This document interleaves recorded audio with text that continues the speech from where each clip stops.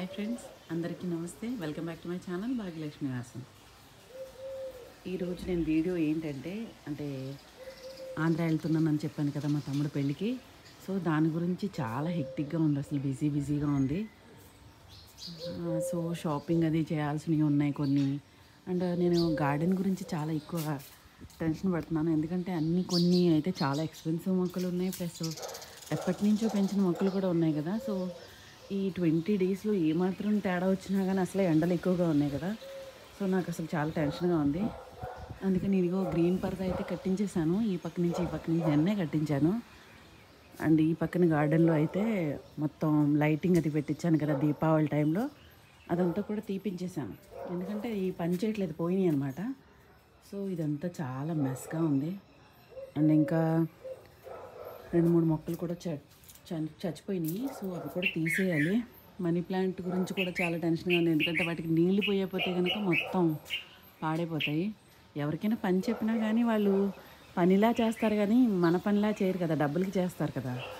So దాని గురించి నాకు కొంచెం టెన్షన్గా ఉంది. లాన్ అంతా కూడా పెరిగిపోయింది, ఇదంతా కట్ చేయడానికి పిలిపించాను, ఎవరు రాలేదు. నిన్న నేనే అదే కొంచెం తీసేశాను. అంటే రెగ్యులర్గా పిలుస్తూ ఉంటే వస్తారు, నేనే చేసుకుంటాను కదా మొత్తం పని అంతా. సో అండ్ ఇంట్లో కూడా చాలా హెక్టిక్గా ఉంది పని. ఈ డబ్బా తీసుకున్నాను, ఈ డబ్బా ఎందుకంటే నేను బయట గార్డెన్ క్లీన్ చేస్తారు కదా మాలి వాళ్ళు.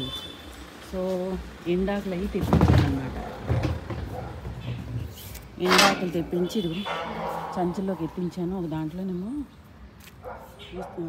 వేపాకులు, ఒక దాంట్లోకి నార్మల్గా మా చెట్టు పక్కన ఈ చెట్టు ఉంది కదా పసుపు ఆకులు, అది బాగా పసుపుది అనమాట. సో అది బాగా ఎక్కువ ఎండిపోయినాయి ఆకులు, అవన్నీ కలిపి కంపోస్ట్ చేయడానికి బాగుంటుంది కదా. మాన్యూర్ అన్నీ వేసి మొత్తం అన్నీ వేసేసి పెట్టేసి ఉంచితే 20 రోజుల తర్వాత ఇంటికి వచ్చిన తర్వాత కొంచెం కాకపోతే కొంచెమైనా మట్టేసి మిక్స్ అయిపోతాయి కదా అనేసి.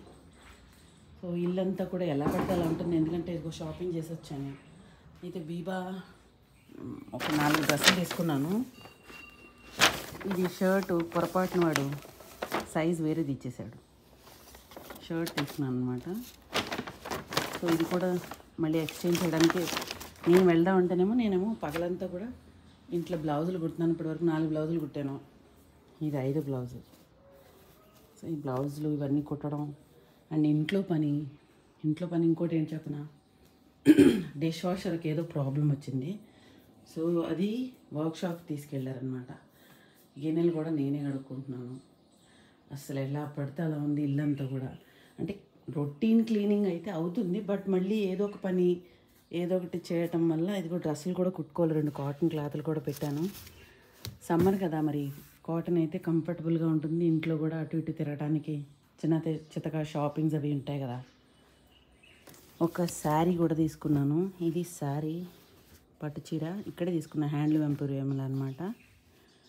మొత్తం ఫుల్గా శారీ ఇంకా అక్కడే ఉంది షోరూంలోనే, ఎందుకంటే వాళ్ళు ఏంటంటే చీరలు కొనుక్కుంటే ఫాలు పీకో అన్నీ చేసి ఇస్తారనమాట. ఆ డ్రెస్ ఏమో మళ్ళీ ఎక్స్చేంజ్ చేసుకుని ఇంకో పీస్ తీసుకురావాలి. బర్త్డే వ్లాగ్ కూడా చేశాను, వీడియోస్ నేనే తీసుకోవాలి, ఎడిట్ నేనే చేయాలి, అప్లోడ్ నేనే చేయాలి. సో బర్త్డే వ్లాగ్ తీసినా కానీ అది పెట్టడానికి కుదరలేదు నాకు. అండ్ ఆ రోజు షాపింగ్కి వెళ్ళాం అనమాట. బర్త్డే బయటికి వెళ్ళినప్పుడు నేను ఇది తీసుకొచ్చాను అనమాట, డిఫ్యూజర్, ఎలక్ట్రిక్ డిఫ్యూజర్. కింద లైట్ వెలుగుతుంది, లైట్ వెలిగితే కనుక పైన ఇలా దోమలు అవి రాకుండా ఉంటాయి కదా. లవంగాలు, పచ్చకర్పూరం వేస్తాను అనమాట. సో ఇదండి, ఇలా ఉంది. నేను వీడియోలు బ్యాక్ టు బ్యాక్ అప్లోడ్ చేయలేకపోతున్నాను, కొంచెం అడ్జస్ట్ చేసుకుంటారని అనుకుంటున్నాను.